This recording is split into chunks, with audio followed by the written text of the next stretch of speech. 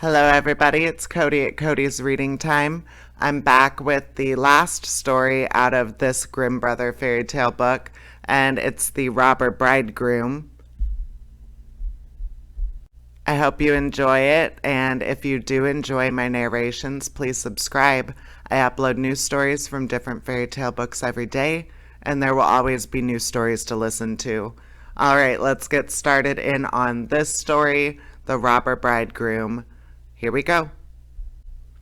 There was once a miller who had one beautiful daughter, and as she was grown up, he was anxious that she should be well married and provided for.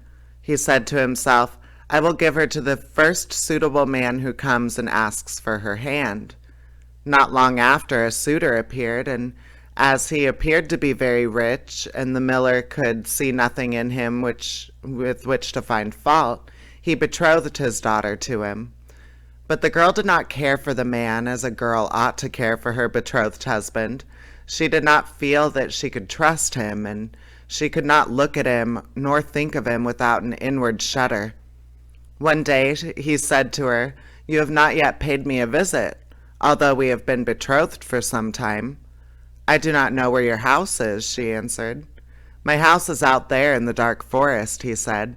She tried to excuse herself by saying that she would not be able to find the way thither. Her betrothed only replied, "You must come and see me next Sunday. I have already invited guests for that day, and that you may not mistake the way, I will strew ashes along the path." When Sunday came and it was time for the girl to start, a feeling of dread came over her which she could not explain, and that she might be able to find her path again, she filled her pockets with peas and lentils to sprinkle on the ground as she went along. On reaching the entrance of the forest, she found the path strewn with ashes, and this she followed, throwing down some peas on either side of her at every step she took. She walked the whole day until she came to the deepest, darkest part of the forest. There she saw a lonely house, looking so grim and mysterious that it did not please her at all. She stepped inside, but not a soul was to be seen, and a great silence reigned throughout. Suddenly a voice cried, turn back, young maiden fair, linger not in this murderer's lair." And the girl looked up and saw that the voice came from a bird hanging in a tree on the wall. Again it cried, turn back, young maiden fair, linger not in this murderer's lair." The girl passed on, going from room to room of the house, but they were all empty, and still she saw no one. At last she came to the cellar, and there sat a very, very old woman who could not keep her head from shaking. "Can you tell me," asked the girl, "if my betrothed husband lives here?" "Ah, you poor child," answered the old woman, "what a place for you to come to! This is a murderer's den. You think yourself a promised bride, and that your marriage will soon take place, but it is with death that you will keep your marriage feast. Look, do you see that large cauldron of water which I am obliged to keep on the fire? As soon as they have you in their power, they will kill you without mercy and cook and eat you, for they are eaters of men. If I did not take pity on you and save you, you would be lost." Thereupon the old woman led her behind a large cask, which quite hid her from view.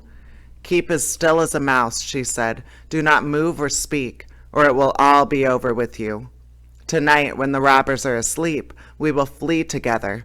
I have long been waiting for an opportunity to escape." The words were hardly out of her mouth when the godless crew returned, dragging another young girl with them. They were all drunk and paid no heed to her cries and lamentations. They gave her wine to drink, 3 glasses full, one of white wine, one of red, and one of yellow, and with that her heart gave way and she died. Then they tore off her dainty clothing, laid her on a table, and cut her beautiful body into pieces and sprinkled salt upon it. The poor betrothed girl crouched trembling and shuddering behind the cask, for she saw what a terrible fate had been intended for her by the robbers. One of them now noticed a gold ring still remaining on the finger of the murdered girl, and as He could not draw it off easily. He took a hatchet and cut off the finger.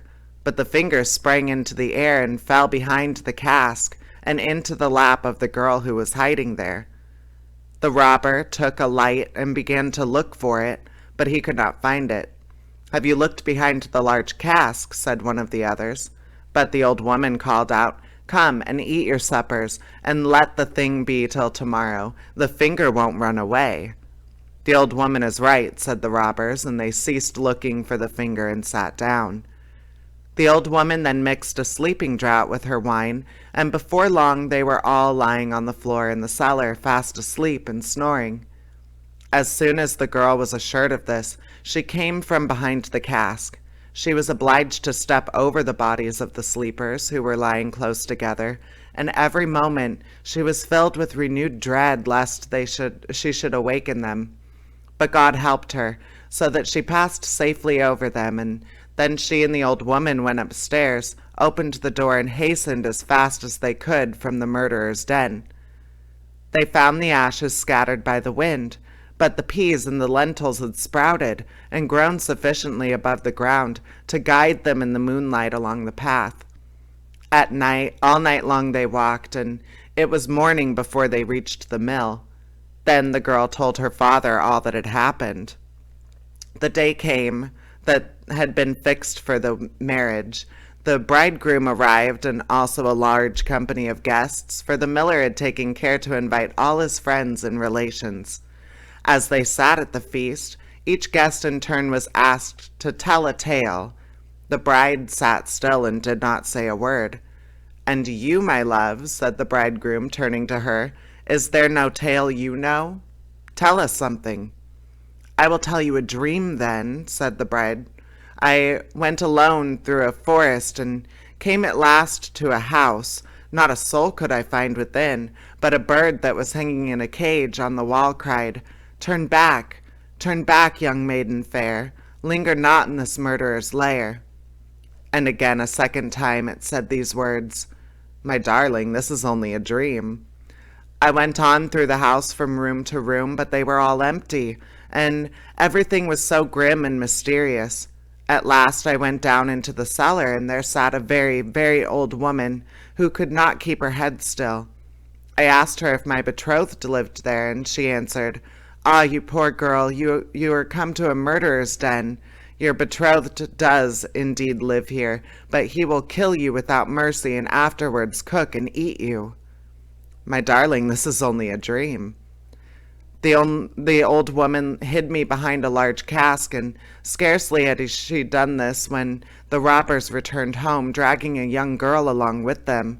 They gave her 3 kinds of wine to drink, white, red, and yellow, and with that she died. My darling, this is only a dream." Then they tore off her dainty clothing and cut her beautiful body into pieces and sprinkled salt upon it. "My darling, this is only a dream." And one of the robbers saw that there was a gold ring still left on her finger, and as it was difficult to draw off, he took a hatchet and cut off her finger, but the finger sprang into the air and fell behind the great cask into my lap, and here's the finger with the ring. And with these words, the bride drew forth the finger and shewed it to the assembled guests. The bridegroom, who was during this recital had grown deadly pale, up and tried to escape, but the guests seized him and held him fast. They delivered him up to justice, and he and all his murderous band were condemned to death for their wicked deeds. And that is the end of that story. I hope you enjoyed it. And please subscribe. I upload new stories every single day. There will always be new stories to listen to every single day. And there are so many already on the channel to enjoy. All right, take care, everybody. Bye-bye.